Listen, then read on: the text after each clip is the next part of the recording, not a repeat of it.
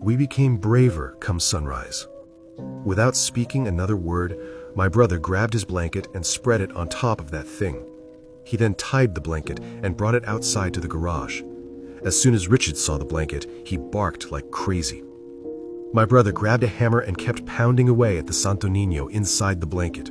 He kept at it until the thing's shape could no longer be discerned through the blanket.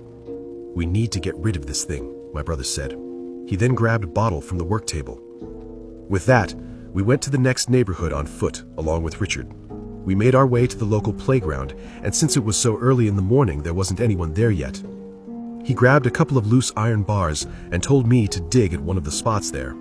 We dug a hole about 4 feet deep. He then threw the blanket-covered remains of the Santo Niño into the hole. He spilled the liquid contents of the bottle he took, lit a match, and threw it in, setting the blanket on fire.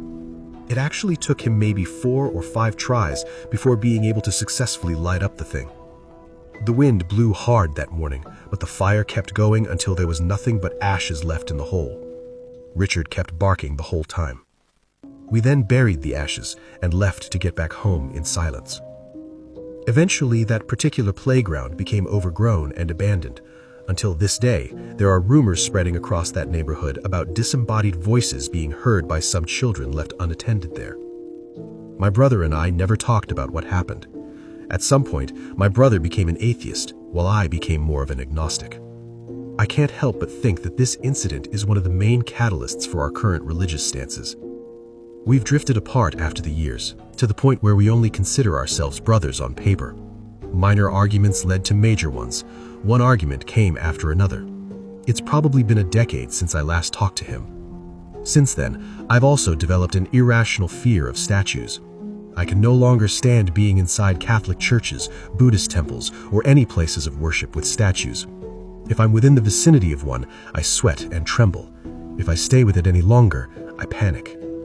When I was in Bangalore, India, my Indian coworkers didn't know what to do with me when we entered a Hindu temple because I panicked.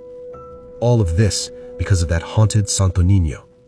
One psychic I told this story to said that the reason why the sacred relic became the way it was because it wasn't able to attract positive energy as no one prayed in its presence. She also explained that possessions do not just happen to people similar to the exorcist. Possessions can also be connected to places, or in this case, inanimate objects. This is my first true paranormal experience. It was after this that I started experiencing many other ones in my lifetime.